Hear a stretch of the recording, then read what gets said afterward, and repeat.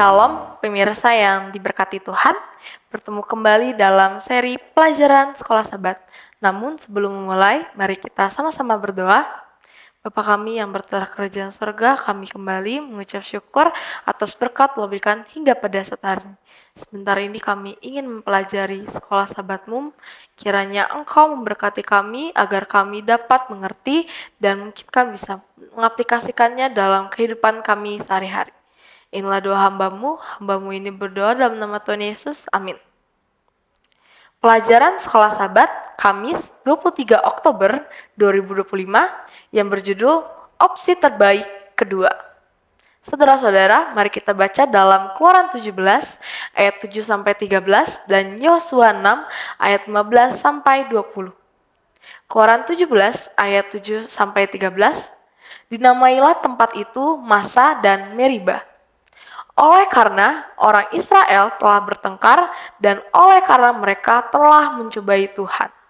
Dengan mengatakan, adakah Tuhan di tengah-tengah kita atau tidak?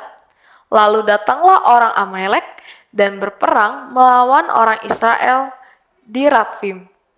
Musa berkata kepada Yosua, pilihlah orang-orang bagi kita, lalu keluarlah berperang melawan orang Amalek. Besok aku akan berdiri di puncak bukit itu dengan memegang tongkat Allah di tanganku. Lalu Yosua melakukan seperti yang dikatakan Musa kepadanya dan berperang melawan orang Amalek. Tetapi Musa, Harun, dan Hur telah naik ke puncak bukit. Dan terjadilah apabila Musa mengangkat tangannya, lebih kuatlah Israel. Tetapi apabila ia menurunkan tangannya, lebih kuatlah Amalek. Maka penatlah tangan Musa, sebab itu mereka mengambil sebuah batu, diletakkanlah di bawahnya, supaya ia duduk di atasnya. Harun dan Hur menopang kedua belah tangannya, seorang di sisi yang satu, seorang di sisi yang lain, sehingga tangannya tidak bergerak sampai matahari terbenam. Demikianlah Yosua mengalahkan Amalek dan rakyatnya dengan mata pedang. Yosua 6 ayat 15-20. Tetapi pada hari yang ketujuh mereka bangun pagi-pagi, ketika fajar menyingsing dan mengelilingi kota 7 kali dengan cara yang sama. Hanya pada hari itu mereka mengelilingi kota itu 7 kali. Lalu pada ketujuh kalinya, ketika para imam meniup sangkakala, berkatalah Yosua kepada bangsa itu, bersoraklah, sebab Tuhan telah menyerahkan kota ini kepadamu. Dan kota itu dengan segala isinya akan dikhususkan bagi Tuhan untuk dimusnahkan. Hanya Rahab, perempuan sundal itu, akan tetap hidup. Ia dengan semua orang yang bersama-sama dengan di dalam rumah itu, karena ia telah menyembunyikan orang suruhan yang kita suruh. Tetapi kamu ini jagalah dirimu terhadap barang-barang untuk yang dikhususkan untuk dimusnahkan, supaya jangan kamu mengambil sesuatu dari barang-barang yang dihapuskan itu. Setelah mengkhususkannya dan dengan demikian membawa kemusnahan atas perkemahan orang Israel dan mencelakakannya. Segala emas dan perak serta barang-barang tembaga dan besi adalah kudus bagi Tuhan. Semuanya itu akan dimasukkan ke dalam pembendarahan Tuhan. Lalu bersoraklah bangsa itu, sedang sangkakala ditiup. Segera sesudah bangsa itu mendengar bunyi sangkakala, bersoraklah mereka dengan sorak yang nyaring. Maka runtuhlah tembok itu, lalu mereka memanjat masuk ke dalam kota, masing-masing langsung ke depan dan merebut kota itu.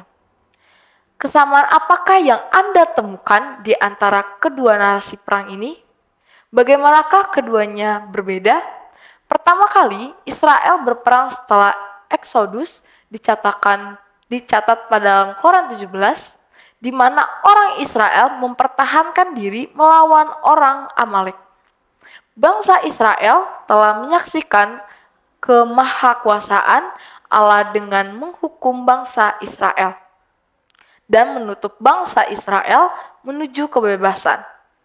Kita telah melihat bahwa rencana Allah bagi bangsa Israel tidak mencakup peperangan melawan bangsa lain. Keluaran 23 ayat 28, Keluaran 33 ayat 2. Namun, tak lama setelah pembebasan mereka dari Mesir, bangsa Israel mulai bersungut-sungut dalam perjalanan. Keluaran 17 ayat 3. Bahkan mempertanyakan kehadiran Tuhan di tengah-tengah mereka. Pada saat itulah orang Amalek datang untuk berperang melawan orang Israel.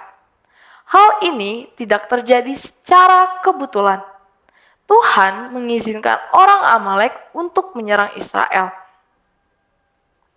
agar mereka dapat belajar untuk percaya kepadanya lagi. Tanpa mengorbankan prinsip-prinsipnya, Tuhan turun ke tingkat di mana umatnya berada, terus memanggil mereka kembali ke rencana yang ideal, kepercayaan yang penuh dan tanpa syarat pada campur tangan ilahi. Faktanya, hukum peperangan, Ulangan 20, baru diberikan setelah 40 tahun pengalaman di padang gurun, yang juga disebabkan oleh ketidakpercayaan bangsa Israel. Keadaan yang baru menuntut strategi yang baru. Dan pada saat itulah Tuhan mengharuskan Israel untuk memusnahkan bangsa Kanaan secara total. Selain kenyataan bahwa perang menjadi suatu keharusan bagi bangsa Israel, perang juga menjadi ujian bagi kesetiaan mereka kepada Yahweh. Tuhan tidak menyerah kepada mereka, tetapi mengizinkan mereka untuk menyaksikan kuasa-Nya dengan mengalami ketergantungan total kepadanya. Partisipasi bangsa Israel dalam penaklukan ini terlihat jelas. Dari kesimpulan yang diambil oleh Yosua di akhir bab ini, dari kitab ini, di sini orang Kanaan dikatakan telah berperang melawan orang Israel. Yosua 24 ayat 11. Meskipun runtuhnya tembok Yeriko merupakan hasil dari mukjizat ilahi, namun bangsa Israel harus secara aktif terlibat dalam pertempuran dan menghadapi perlawanan keras kepala dari penduduk kota tersebut. Partisipasi Israel dalam konflik bersenjata menjadi cara untuk mengembangkan kepercayaan tanpa syarat pada pertolongan Yahweh. Namun Israel selalu diingatkan, Yosua 7 ayat 12-13, Yosua 10 ayat yang ke-8, bahwa setiap hasil dari setiap pertempuran pada akhirnya berada di tangan Tuhan. Dan satu-satunya cara mereka dapat memengaruhi hasil dari konflik militer adalah melalui sikap, iman atau ketidakpercayaan yang mereka terhadap janji-janji Tuhan. Pilihan ada di tangan mereka sendiri. Tuhan memberkati. Mari kita sama-sama berdoa.